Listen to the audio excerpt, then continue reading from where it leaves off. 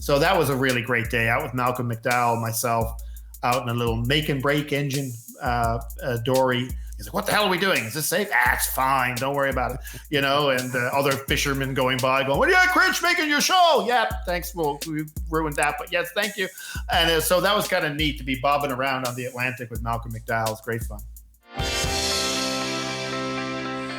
I've got to say that it was this that launched it all. And I just loved everything about this book. And then all of a sudden, it's going to be a TV show. And now it's going to be the third season of Son of a Critch, airing on CBC on Tuesday, January the 9th. He's been, let's see, you've been Alan Doyle, you've been Donald Trump, you've been Gary Bettman, and more importantly, you've been a part of our lives. And Mike Critch, you've been Mike Critch. Thank you for doing this. Thanks for talking about it, and congratulations on season 3. Thank you so very much. I mean, it's a real joy. And yeah, it started off with that book, and who knew that we'd be still talking about this stuff all these couple of years later, but it grew on a new life of its own, and it's been an incredible journey.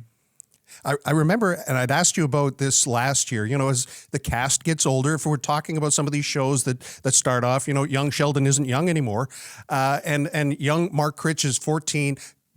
The guy who plays Mark Critch he's grown. He's tall. He's huge. And you guys take that on. You talk about it right in the first episode. Yeah, he's Benjamin Evan Ainsworth from Yorkshire, England.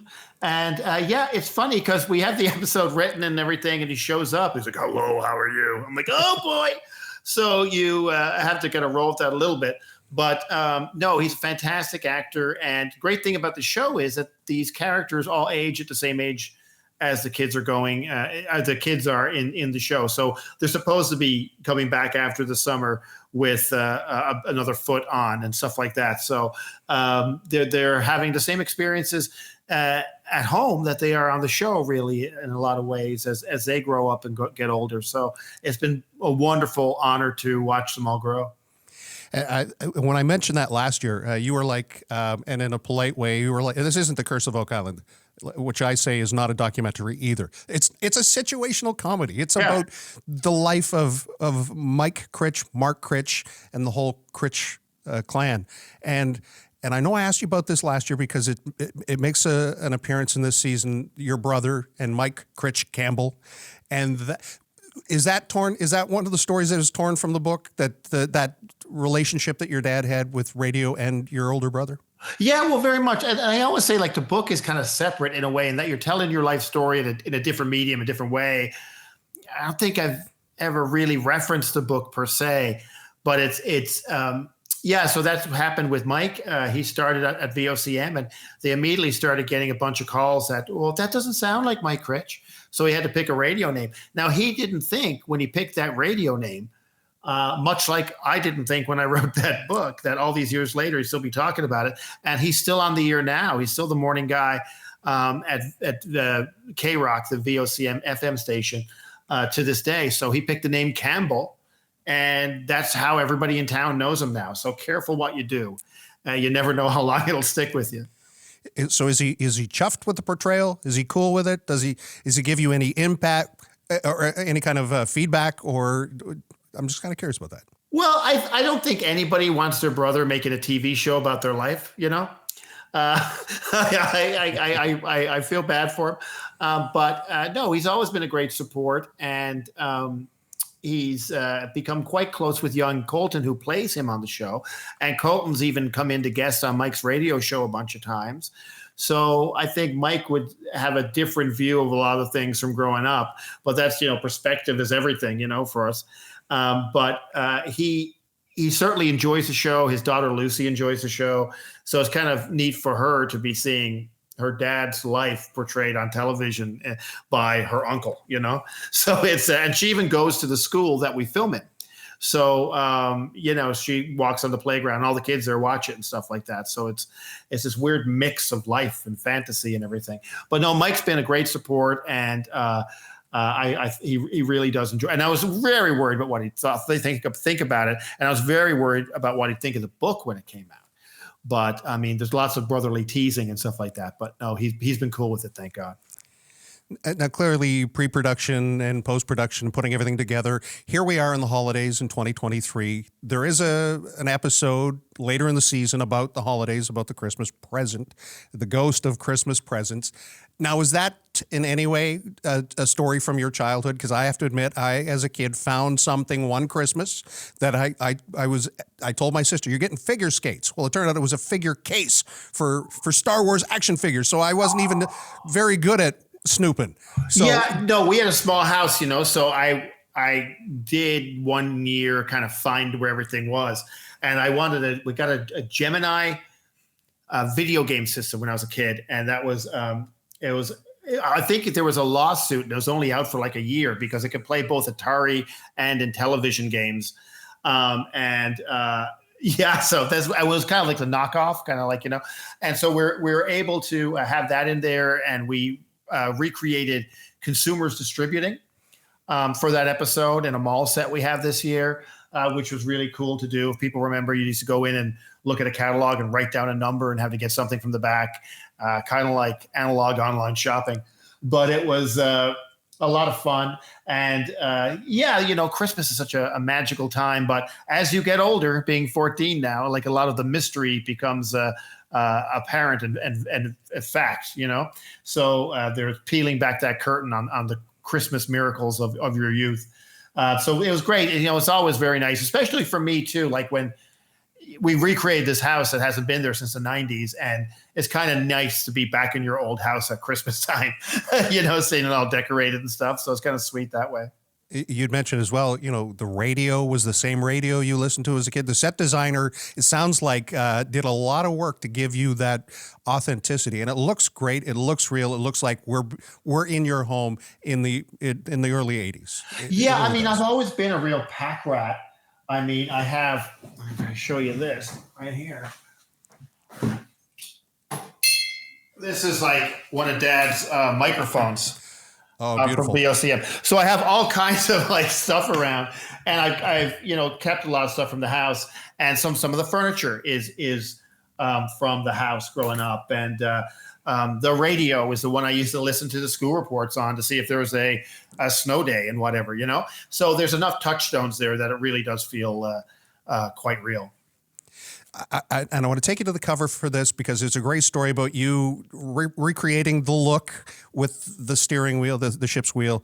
What would this fella think of the whole thing? The young Mark Critch here, of the whole thing becoming your story in a TV show. What do you think you would, I don't think he's really you see, for me, for my house, the school we shoot in is 5-minute walk, 6-minute walk up the road.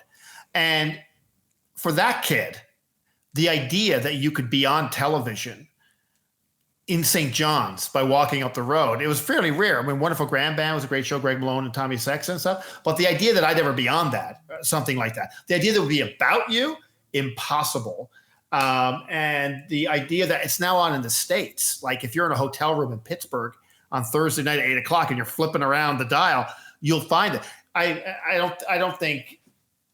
I still find it a bit odd getting my own head around that one, but I think he'd be delighted, and I think the narcissistic side of himself would probably dig that. But I mean, we're on Thursday night 8 o'clock, which is when Family Ties or something would be on in the States. So I don't think you would really comprehend that. You might daydream it, but you'd never think it was possible. So it's pretty cool. I still pinch myself every day I'm on set. And you were never on Reach for the Top as a kid. That's episode 2 of the season. No spoilers. I made it Reach for the Top because I love Canadiana, but it was a knockoff version on Cable Atlantic, which was the local cable provider here. And it was a set, like the same kind of a set and stuff like that. But it was no name Reach for the Top. But so I've upgraded my memory to be real Reach for the Top.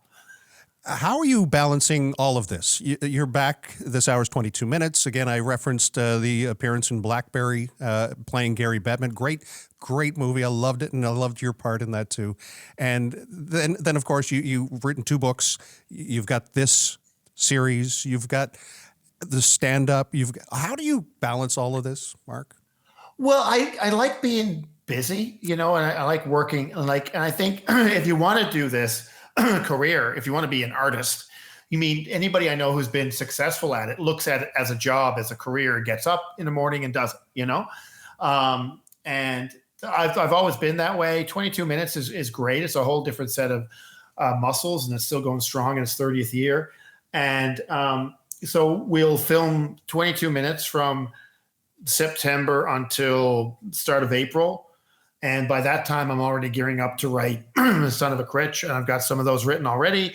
And then we'll write, and then we'll film, and we'll finish that up at the start of September, and then go into 22 minutes. I did need a break this year. For the first time ever, I took 3 weeks off of 22 minutes. So I wasn't there for like 3 or 4 episodes, I think. And that was tough. Normally, the first year I did the show, I would send off road trips and different interviews and things I had done and monologues. But this year I was like, you know what? I need I need to stop for a minute. And I'm so glad. But even after those couple of weeks, I came back into 22 minutes all full of energy. But I mean, I get to do what I've always wanted to do. I get to write and tell stories, and Canadian stories, which is something I always wanted to do. So, and I know at some point the phone will stop ringing and all that stuff. So I'm just very excited to be able to. I feel like I need to do as much as I can now before somebody catches me and says, "What are you doing? Making a show about your life? Get the hell out of here. We're bringing back Front Page Challenge or something, So don't stop or they'll find out is the way I look at it. I don't think there's any need for imposter syndrome. You're the real deal. How does your family feel? How about the kids? Because I know they are starting to build careers and lives and all of that outside of your world right now. It's amazing, my two sons, Jacob and Will. Jacob is a university graduate, computer sciences. He's working for this Other Ocean, this great video game company, doing stuff. But he also is a musician, and he produces tracks. He had a #1 song in Czech Republic and number 5 and 7 in Japan that he had written and produced in with different groups over there and stuff. So he's doing that, which is kind of in the family way. Will is at Grenfell Art School now out in Corner Brook. And so, but they've both kind of always grown up with, in the same way I grew up with Dad being on the radio, they've grown up with their brothers on the radio, and I do 22 minutes and all this stuff. So they're always used to it. And so this show is kind of cool for them, knowing their grandparents, so well, and their Uncle Mike. It's kind of neat for them because a lot of these are stories they've heard, and then they see it done and stuff. So I think they're quite happy with it. They're kind of numb to it in a way. I think that is kind of like, oh, Dad's show, a bit, but they love it and they enjoy it and everything. But they're also like, yeah, that's my dad. Okay. And then they move on, and they've been able to have their own lives and careers in ways that I'm not involved in at all, which is great. But I guess it's the same way that I grew up with Dad on the radio and everybody knowing Dad. They grew up in that same way, which is, it's a lovely thing. People know your family, I guess, and they think of it fondly. With Dad, people would always say, "Oh, I remember this about your father," or they might have an impression of Dad or something like that. And with this, certainly everybody in Newfoundland and Labrador, where we live, knows the Critch family now. And I'm probably sick of them, but but I'm very, very proud of both of them. They both carry the microphone torch quite well. Season 3, as mentioned, is ready to launch on January the 8th? 9th. Tuesday, January 9th. Tuesday the 9th. And I know you said that the book doesn't necessarily talk a lot about it. There was one callback, or at least I felt it was a callback, with the eating the moose meat and spitting out the windshield. Oh, yeah. Glass. That was in the book. So yeah. That's real? That's a true story? Yeah, we got dropped. Sometimes in Newfoundland, we would get dropped off like stuff like VOCM, right? So you'd have where we were, and we lived next to the station. So you'd have guys dropping stuff off all the time. Sometimes it'd be rabbits, or for like, "Oh, I love the show. Here's a hindquarter of moose." Yeah, and it was all kind of cage. We're right next to so all these people, like say Dick Dunphy character is an amalgam of a couple of different radio people, but there was always some kind of hungover DJ having a cup of tea and at the kitchen table, like, dad trying to sober up a guy to put him back on air. So a lot of these little elements are little flashes of memories that will come in. And it happened to me once. I was, I remember watching an episode. We're watching a scene being filmed at the monitor, and I'm like, looking at the lighting and all this stuff, and your mind is in a different place. And I remember thinking, this happened to me once. And I was thinking, of course it did. You wrote this. It's about your life, but you kind of get sucked into it. Yeah. And things come back to you as well. Like we might be filming a scene about something that's happened, and I'll be, oh my God. Oh no, right. Hang on. And like add something in there. Or you remember getting another idea for another episode while you're filming it, because memory is like that. You search for it, and then you get one, and then it leads to another, and then it leads to another. And I get people telling me stories about my parents and stuff all the time now too, people who worked with them or what have you. So that's nice too, is that you keep finding out more about them from their other perspective. And playing your dad, you look at all these memories I have from my perspective. Acting the role, I had to look at it from his. And so it's brought me a bit closer to him in a way, trying to think of what he was thinking when all this was going on, and sometimes realizing, oh, I see why that happened now. The character of your mother, the woman who plays your mother. I think it feels like she's growing as a character, and she's more prominent, at least in the first 2 episodes I saw. And I remarked last year what a wonderful talent she is, and how she just make everything you'd love about a mom, and a spicy mom, a mom who could be a little crooked at times, but loves the family nonetheless. This show is so much about heart, and I'm not sure exactly how you set out to do that, but you've done it. Well, I always wanted to have it like not be chasing a joke, or, a lot of sitcoms and stuff are like so many jokes per minute. Like there's a rule, but I just wanted to give it time for feeling and heart. And, if we need to stop being funny for a while, like we can stop being funny, and because that's the way life is. And I want to, those warm, fuzzy memories or those sad moments, really be able to play those and not be beholden to some stupid joke rule or something. Because I always think, if it's good, and if it's real, the audience is going to be with you, and they're going to give you that time. So, yeah, we have some great dramatic roles from Claire Rankin, who plays my mom, who's fantastic. She has some great moments this year, especially to go and see Colton Gobo, who plays my brother, who's a beautiful storyline with him. That's quite dramatic. And Sophia Powers, who plays Fox, she has great stuff this year as well. So that's the other thing, too, is having done it for a couple of years now, you realize the strengths people have and what they can do. So you're like, oh, okay, let's open it up a little bit here. We can have some really great dramatic moments here because they're fantastic. So that's always great. But the heart of it for myself is those little moments with Malcolm and Benjamin when they're in the bedroom chatting, just the two of them. It's such a unique thing to see on TV, and it's quite lovely every time they do it. And I did see a scene, and it probably was on your social, you, Malcolm, in a fishing boat, a make and break engine. Yeah. That was in season 2, actually. That was season 2, okay. Yeah, that's when Dad's brother died. And then Pop is having one son left, is trying to do all the kind of things he didn't do to get closer to when he was a kid. Like he tries to teach him how to play catch a ball. And he tries to take him out on the sea to catch a fish and things like that. So that was a really great day out with Malcolm McDowell, myself, out in a little make and break engine dory out there fishing for cod.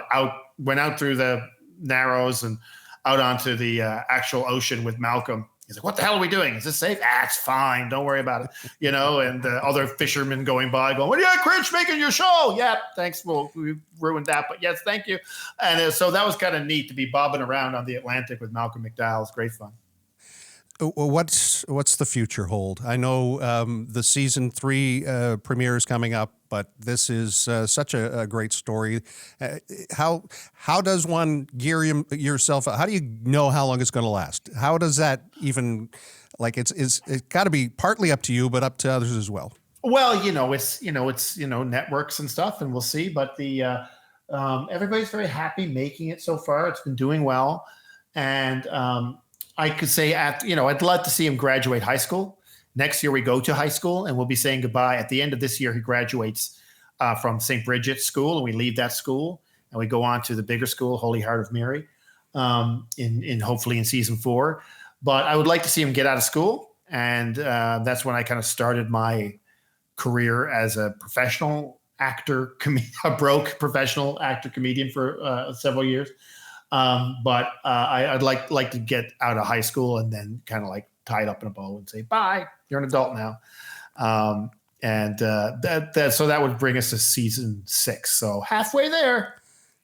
Awesome. No, it is a fantastic production. I was very blessed, and I feel fortunate to be able to have had that sneak peek. I said I didn't want to watch it, but I did. I couldn't help myself. And I actually, I watched it twice. No, it's just, you guys are nailing it. And I'm so excited for others to see how much the show has grown, how the characters as human beings have sprouted up and grown. Yeah, I think it's just a great way to kind of look at ourselves and watch ourselves grow through the kids. And you get to tell these wonderful stories. And well, thank you for giving us this gift. Well, thank you, Sheldon, for promoting and helping us yet again in this way. It's such a joy to chat with you. But the real gift is when people come up to me and they say they watch it with their families. I mean, that's the nicest thing, that parents and kids will talk about it afterwards and stuff. A guy stopped me at a restaurant a little while ago and said, hey, my son really likes your show, and for Christmas this year, he wants a cello because in season 1, you play the cello. And I thought, oh, that's lovely. That poor kid. No, you're doing it wrong. You're doing it wrong. But anyway, I thought that was pretty cool, like that a kid would be inspired by the character on the show. So if nothing else, just little moments like that make it all worthwhile. It could have been the bagpipes. So it's a small blessing. It's a small blessing. Yeah. Mark Critch, continued success, and I'll be watching as I heard one comedian say, and I don't want to get into this, but Donald Trump, the best thing for comedy, the worst thing for the entire planet. Yeah. So glad to see that that's something you're still engaged with. Sorry to see that it's still something we all have to engage with. Yeah, you ain't going anywhere anytime soon, I don't think. Mark Critch, all the best to you. Thank you so much. Thank Merry you, Christmas. Sheldon. Happy holidays to you. Same to you.